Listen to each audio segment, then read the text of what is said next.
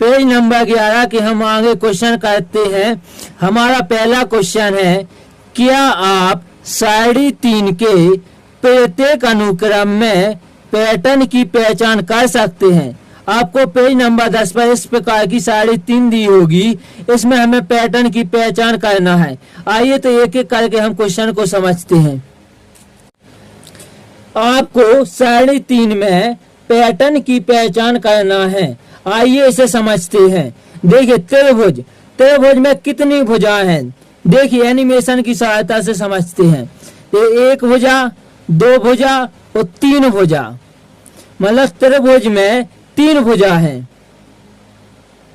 अब देखिए चतुर्भुज में 4 भुजा, 1 भुजा, 2 भुजा, 3 भुजा और 4 भुजा, मतलब हम कह सकते हैं चतुर्भुज में 4 भुजा हैं।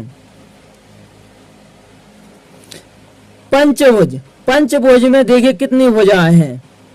1 भुजा, 2 भुजा, तीसरी भुजा, चौथी भुजा और ये 5वीं भुजा, मतलब पंचभुज में 5 भुजा हैं। देखिए षडभुज में या षष्ठभुज में कितनी भुजा है? इसमें 6 भुजा बनती हुई आपको दिखेंगी।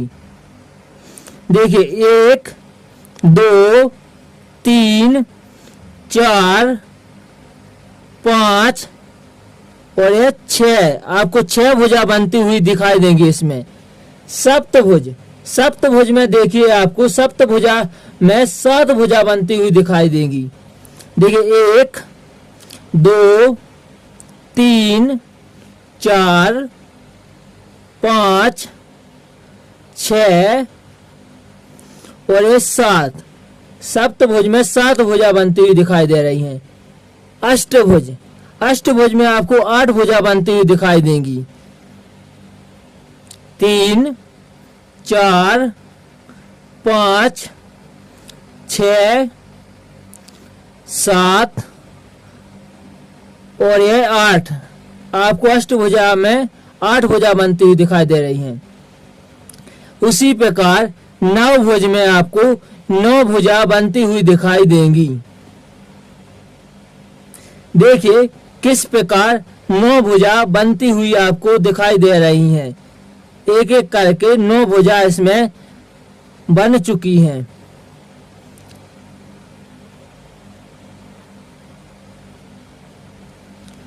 दशभुज, दशभुज में आपको 10 भुजा बनती हुई दिखाई देंगी।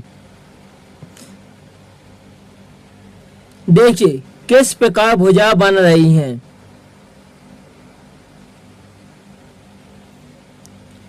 तो देखिए 10 भुज में 10 भुजा बनती हुई दिखाई दे गई हैं।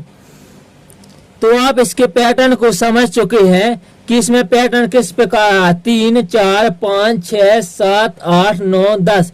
आइए नोट्स में किस प्रकार लिखना है देखते हैं। प्रश्न 1 को हम नोट्स में किस प्रकार लिखेंगे। सबसे पहले आप प्रश्न उतारेंगे, फिर इस प्रकार उत्तर लिखेंगे।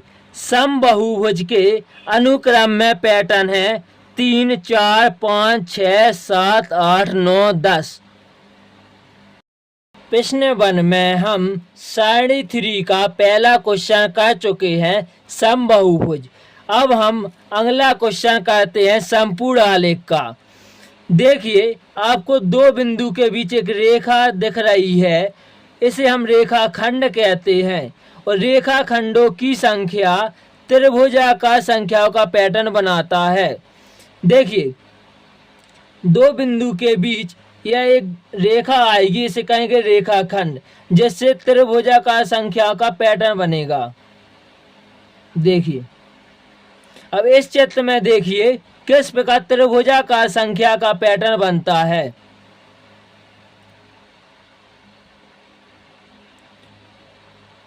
देखिए एक रेखाखंड, फिर उसके बाद दूसरी रेखाखंड और यहाँ पर तीसरी रेखाखंड, मतलब हमें त्रिभुजाकार संख्या का पैटर्न दिख रहा है। अब देखिए इस चित्र में किस प्रकार त्रिभुजाकार संख्या का पैटर्न बनता है। देखिए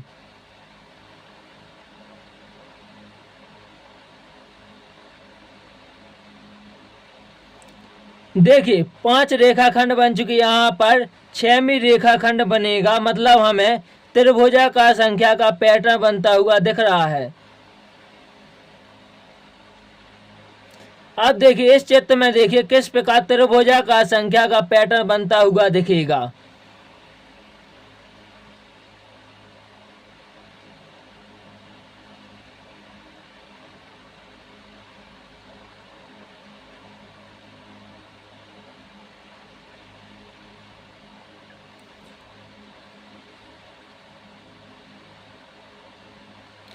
देखिए यहाँ 9 रेखाखंड हो गई है, यह एक 10वीं रेखाखंड बनेगी और हमें अगला त्रिभुजाकार संख्या का पैटर्न दिख जाएगा। देखिए इसी प्रकार अब हम इस चित्र में देखते हैं। हमें किस प्रकार त्रिभुजाकार संख्या का पैटर्न बनता हुआ दिखेगा।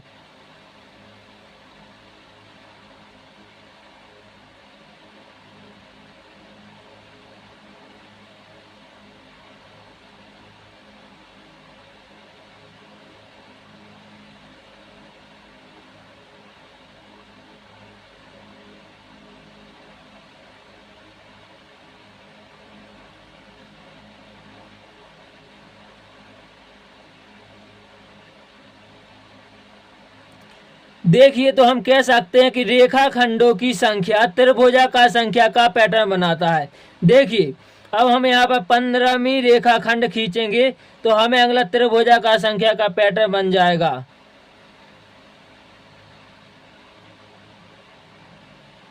अब देखिए हम नोट्स में किस प्रकार लिखेंगे।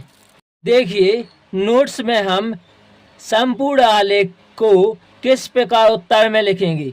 हम लिखेंगे संपूर्ण आलेख रेखाखंडों की संख्या त्रिभुजाकार संख्या का पैटर्न बनाती है।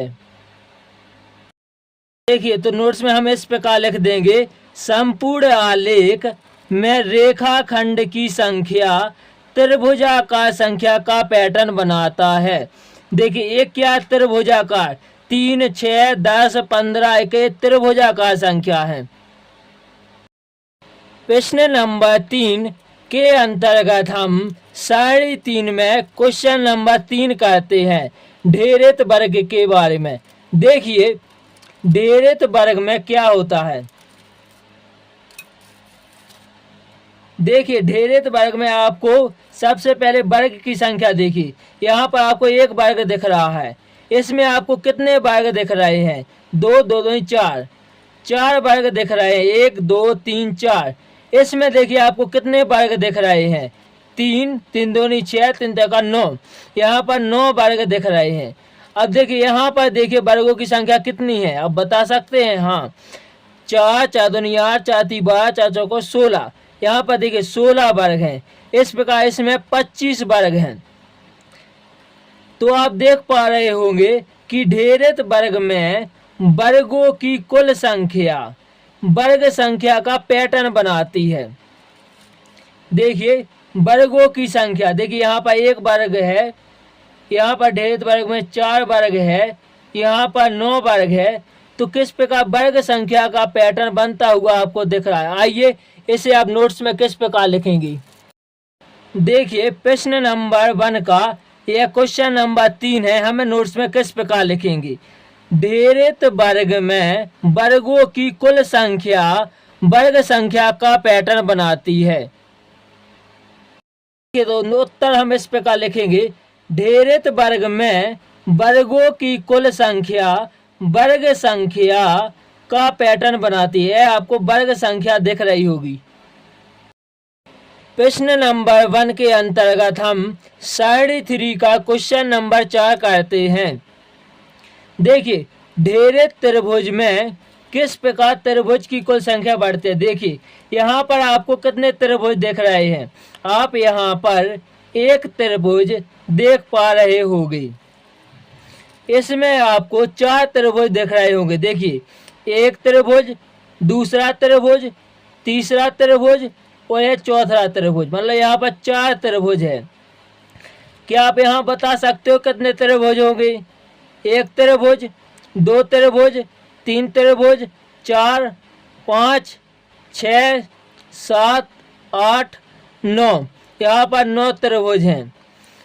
देखिए किस प्रकार त्रिभुजों की संख्या बढ़ने से वर्ग संख्या बन रही है। वर्ग संख्या का पैटर्न आप देख पा रहे होंगे। देखिए यहाँ पर 16 त्रिभुज हैं, यहाँ पर 25 त्रिभुज हैं। तो आप कह सकते हो कि ढेरे त्रिभुज में त्रिभुजों की संख्या बढ़ने से वर्ग संख्या का पैटर्न बनता है। आइए नोट्स में लिखते हैं। देखिए नोट्स में हम किस प्रकार लिखेंगे, ढेरे त्रिभुज में त्रिभुजों की कुल संख्या वर्ग संख्या का पैटर्न बनाती है। देखिए तो नोट्स में लिखेंगे हम, ढेरे त्रिभुज में त्रिभुज की कुल संख्या वर्ग संख्या का पैटर्न बनाती है। ये देखिए वर्ग संख्या लिख दी हमने। प्रश्न 1 के अंतर्गत हम सारणी 3 का क्वेश्चन नंबर 5 देख लेते हैं। कोच हिमकरण। देखिए इसमें आपको 3 रेखा दिख रही है, 1 2 3। अब इसमें देखिए 1 2 3 4 5 6 7 8 9 10 11 12। इसमें आपको कितनी दिख रही हैं, 12। अब इसमें देखिए आपको कितनी दिख रही हैं। देखिए